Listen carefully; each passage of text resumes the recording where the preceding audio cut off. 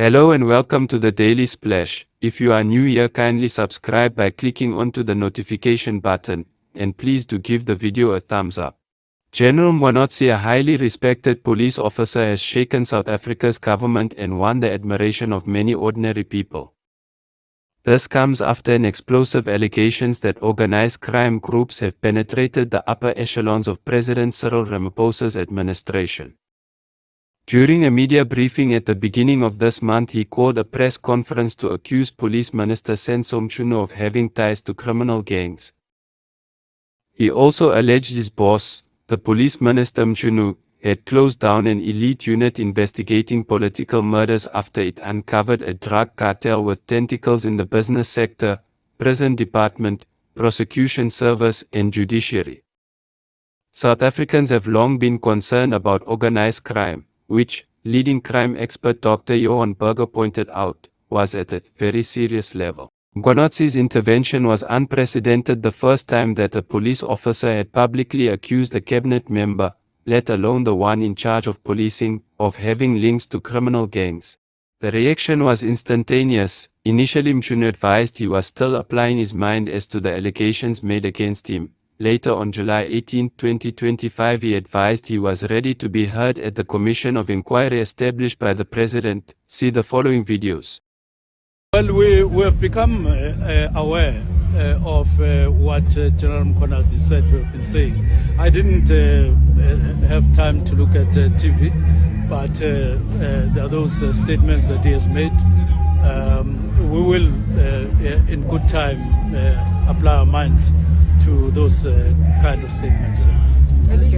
Not be familiar with the language that you and I are familiar with. Can I please request that we proceed in English? But it's fine. I'll just unpack what we've just said a short while ago. But due to time constraints, Mr. Mkhwanazi, I want also to get a sense of how have you been, following the revelations or the allegations that are quite serious raised by the Provincial Commissioner of Police, Lieutenant General Nhlanhla Mkhwanazi, against you. Yes, those allegations were not only against me. They were against a range of other, I would say, departments, and I would say also the justice system as a whole in the country, as he said it there. Now, in South Africa, we will always treasure and insist that you hear one side, and after you've heard one side, you then hear the other side. And the day one person stands on a podium and say, I suspect so and so of wrongdoing, the same person says, I've investigated. The same person says, I have found something wrong.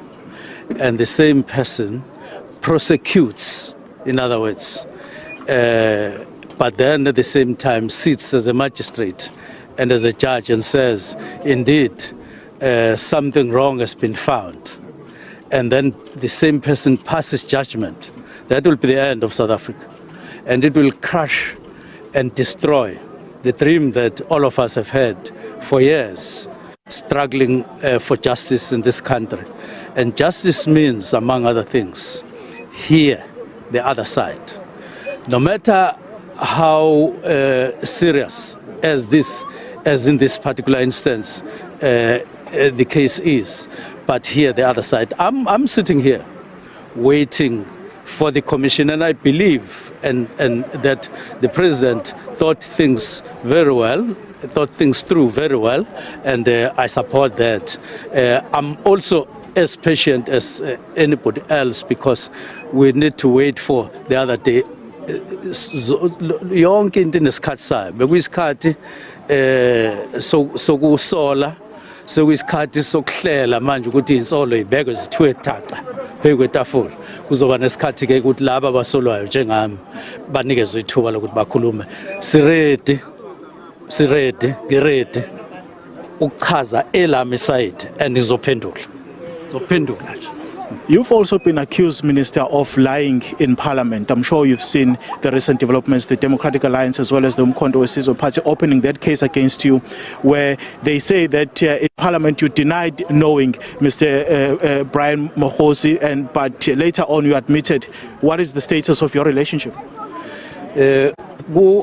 Register we-ethics and integrity parliament ungithumelele insolo wasethi angiphendule kulezi insolo senginqumela ukuthi ngolwesibili umnqamla juqu okufanele okufanele ukuthi ngibe sengiphendulile ngawo ngibhizike ngiyayibuka lezi insolo okuthiwa zikhona futhi sengiyiphendulile sengiyayipolisha nje ngiyabuka nje ubaba wathi ke uma ngabe kukhona inkinga enginayo angoyixazulula ngamehlo ngisayixazulula ngamehlo kwamanje kodwa uzothi ungakafiki umnqamla juqu ngibe sengiyiphephetha nje sengiyibhale kahle ngoba ngiyayibuka nje lento ukuthi kanjani amanga kuphi kanjani kodwa ke uyozwa nawe uma ngabe sebechaza ukuthi ngiphendule ngathini nokuthi kuthiwani umnqamla juqu inhle kabi lento eyenzakalayo njengamanje ngiyayimukela ngiyayithanda.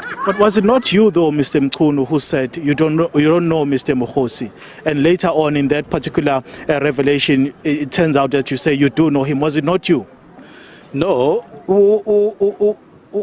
inkulumo yami yasekuqaleni njoba ngizochaza nje nawe ngingakutshontshela nje ukuthi ekuphawuleni okwakukhona ku provincial commissioner kwangekho indaba yokwazi nokungazi ngesikhathi echaza ebeka ngaphandle nje kokuthi wabe sekhuluma no chief of staff angiyekeke lokho kodwa nje inkulumo yayithi umuntu lo othi uyi-associate yami manje ke mina ngiyakhuluma lapha eParliament cha akuyona i-associate manje ke ngiyacabanga nje ngiyasola ukuthi khona into abangayizwanga kahle abantu noma bangayiboni kahle kodwa ngiyayichaza lapha njengoba ngiwumsolo ngizoyibeka kahle ngononene ukuthi inkulumo yami ngoba inevideo lento ibhaliwe ufike uyibona ukuthi nayi impendulo yokuqala nansi esibili nansi esithathu bese ngisho kahle ekugcineni icomment ukuthi hayi lo muntu akayona i-associate kwenye indawo ngangichaza nje ngisho ukuthi hayi angibhemi nayo ugwayi kodwa ngiyamazi uyabona nje ngiyakwazi wena kodwa uyona i-associate. Mr. Mkhunu, final one on this particular aspect. These allegations, as you would appreciate, are quite serious for a person who occupies this very senior position in government that is meant to fight crime and corruption. I guess the concern that South Africans have is that are you guilty or you dispute all these allegations that have been leveled against you? Well, let's wait for the commission, but from where I stand, I am innocent of those, and I deny them very strongly. But let's wait for the commission.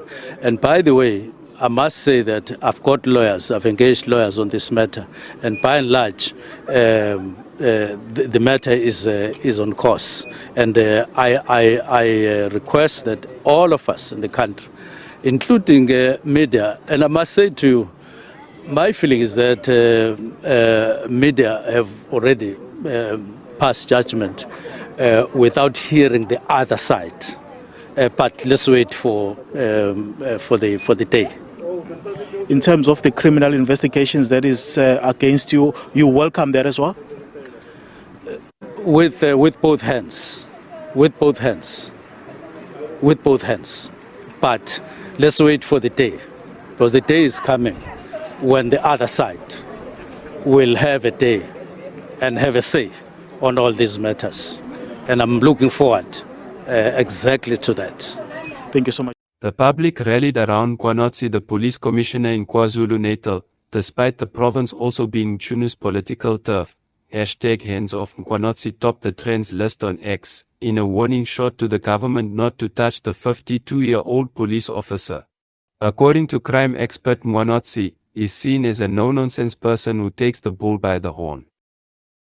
He first earned public admiration almost 15 years ago when, in his capacity as South Africa's acting police chief, suspended crime intelligence boss Richard Ndluli, a close ally of then-President Jacob Zuma. Richard was later sentenced to 5 years in jail for kidnapping, assault, and intimidation, vindicating Mkhwanazi's view that he was a rotten apple within the police service. While this move earned him brownie points with citizens, his public outburst did him no favors and he was axed barely a year into the job and shunted back into obscurity for a number of years.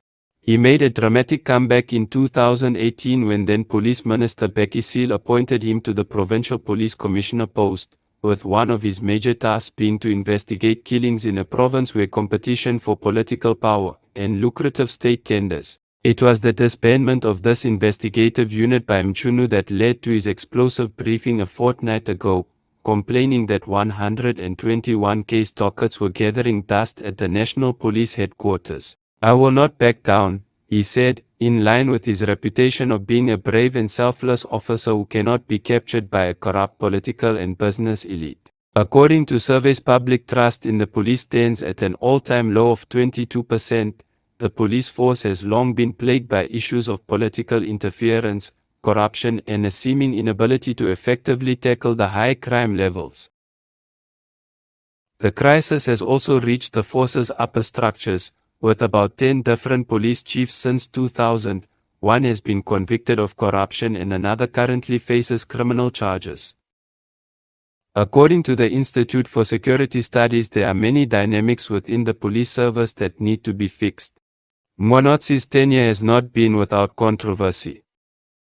He was the subject of an investigation by the police watchdog, following a complaint that he interfered in a criminal investigation into a senior prisons official.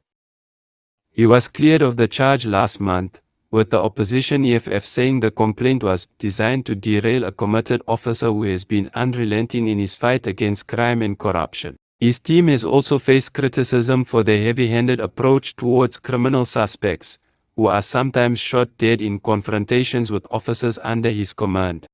Ramaphosa recently suspended Minister Mchunu and appointed Firos Kachelia. With Mchunu sent packing, South Africa will have a new acting police minister from August. Kachelia, a law professor who comes from a renowned family of anti-apartheid activists, and served as Minister of Community Safety in Gauteng from 2004 to 2009. In an interview, Kachelia said that Mkhwanazi's decision to go public with his explosive allegations was highly unusual, but if they turned out to be true, then we will be able to see in retrospect that he was perfectly justified in doing what he did. According to Kachelia, Mkhwanazi's credibility is on the line. Either he proves his allegations against Mchunu or he could fall on his sword. Having said the aforementioned, we have come to an end of our video. Please let us know your view in the comment section below. Until next time, goodbye.